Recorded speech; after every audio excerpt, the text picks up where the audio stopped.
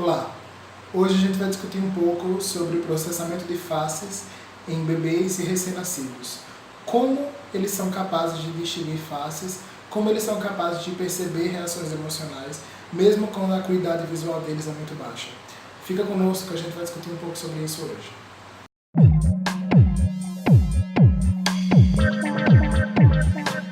É muito discutido e muito sabido, a partir das experiências empíricas de vida, que bebês são capazes de visualizar coisas. Mas ao mesmo tempo a gente sabe que o sistema visual deles ainda não está maturado, ele ainda não está maduro para reconhecer com certa nitidez todos os objetos.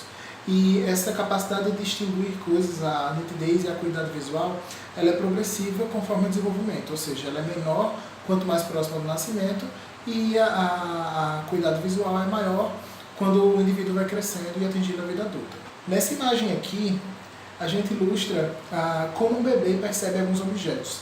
Nas duas imagens de cima são as mesmas imagens sendo visualizadas por um adulto, e nas duas imagens de baixo, as imagens borradas, são as mesmas imagens visualizadas por uma criança. Então a gente vê que a nitidez e a acuidade visual, que estão diretamente relacionadas uma com a outra, em crianças ela é muito diminuída, ela é muito pequena e faz com que a percepção do mundo deles seja diferente. O interesse da investigação da cognição de bebês e recém-nascidos com relação ao processamento de faces emocionais, ele teve início em meados da década passada.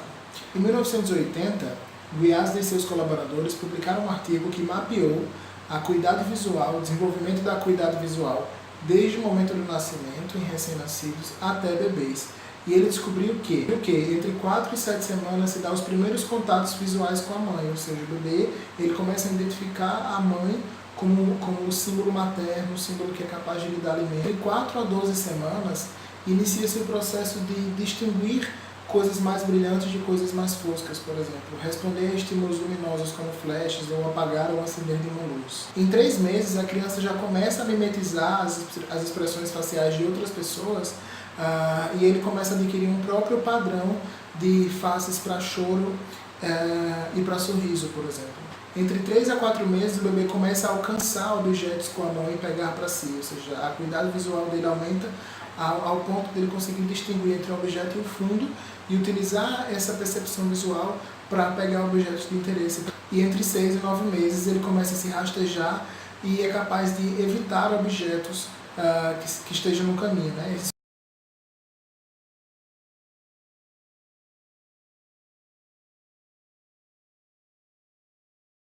Os estudos de Guiazda e seus colaboradores deram início a uma onda de investigações desde 1980 que se estendeu até os dias atuais e ainda não está totalmente solucionado, né?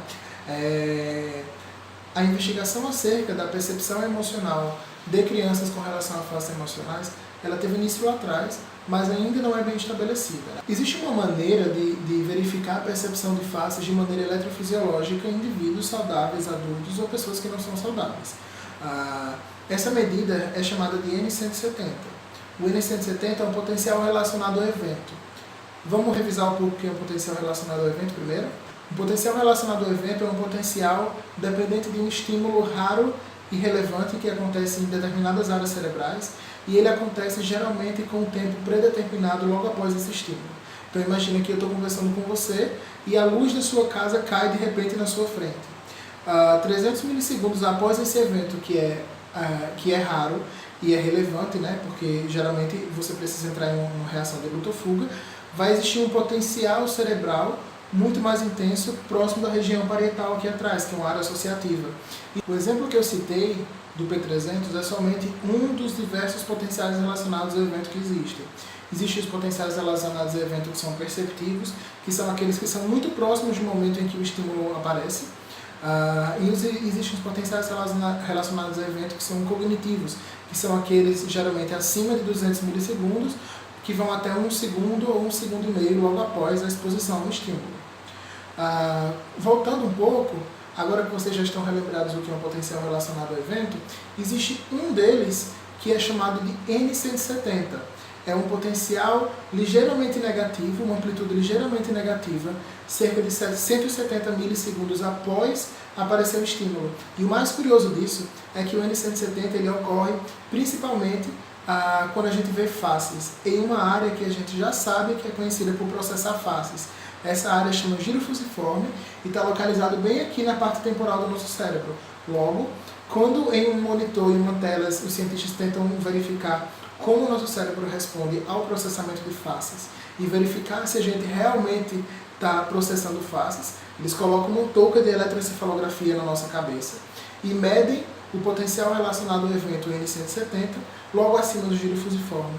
Então, se existe um potencial, uma deflexão negativa, cerca de 170 milissegundos após o estímulo, muito provavelmente aquele indivíduo foi capaz de perceber e de diferenciar uma face em suas diferentes emoções, como emoção neutra, emoção de raiva, emoção de alegria, emoção de tristeza ou de nojo, por exemplo. Na imagem que vocês estão vendo aqui, agora, é ilustrado um experimento bem legal, onde os participantes eles colocaram uma touca de eletroencefalografia em sua cabeça, sentaram em uma poltrona confortável e ficaram assistindo um vídeo onde apareciam repetições aleatórias de faces e de carros. E o mais legal é que a gente vê que existe uma deflexão muito negativa, muito maior, cerca de 170 milissegundos quando os indivíduos viam faces humanas, e essa deflexão era muito inferior quando eles viam carros, por exemplo. E nessa figura em azul e vermelho que vocês estão vendo aqui, mostra exatamente que a deflexão negativa, ou seja, quanto mais negativa a gente está vendo nessa escala aqui, mais azul, e existe uma certa negatividade próximo da área temporal, que é exatamente acima do giro fusiforme. Logo, isso é um possível biomarcador relacionado ao processamento de faces emocionais. Sabendo disso, sabendo que existe esse possível biomarcador para o processamento de faces, e sabendo que bebês eles reconhecem faces humanas automaticamente, mesmo com a acuidade visual baixa, os cientistas colocaram aqui essa mesma touca de eletroencefalografia na cabeça de crianças para avaliar como eles são capazes de perceber as faces. Um estudo de 2007 e um estudo de 2016 que avaliaram a resposta à percepção de faces emocionais em crianças de diferentes faixas etárias. E o que é que eles descobriram?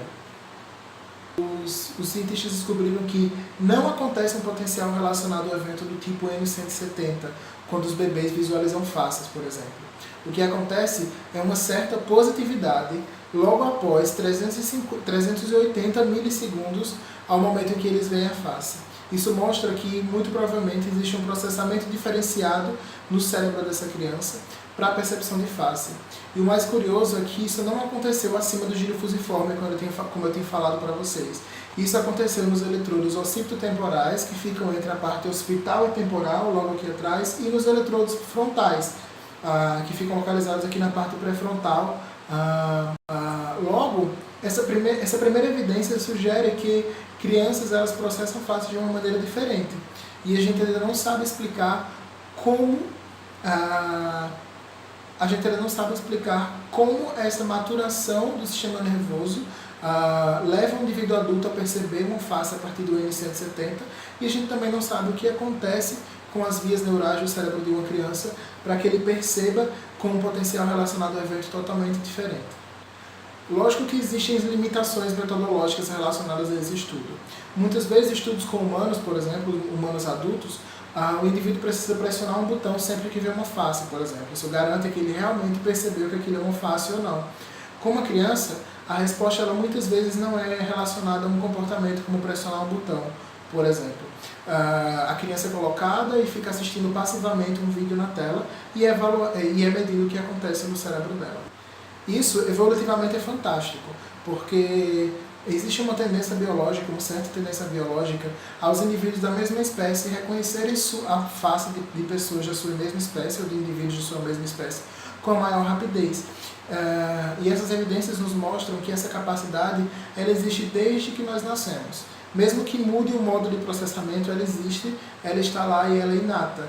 E ela é um modo de verificar como o nosso cérebro muda, como o desenvolvimento age na maturação do nosso cérebro e como isso é um processo que ainda necessita de muita investigação, seja no âmbito relacionado à eletrofisiologia, com o eletroencefalograma, seja no âmbito molecular da neurociência, por exemplo. É isso aí, pessoal. Espero que vocês tenham gostado do vídeo. As referências dos artigos que eu citei vão estar aqui abaixo na descrição e o nosso contato também. Um grande abraço.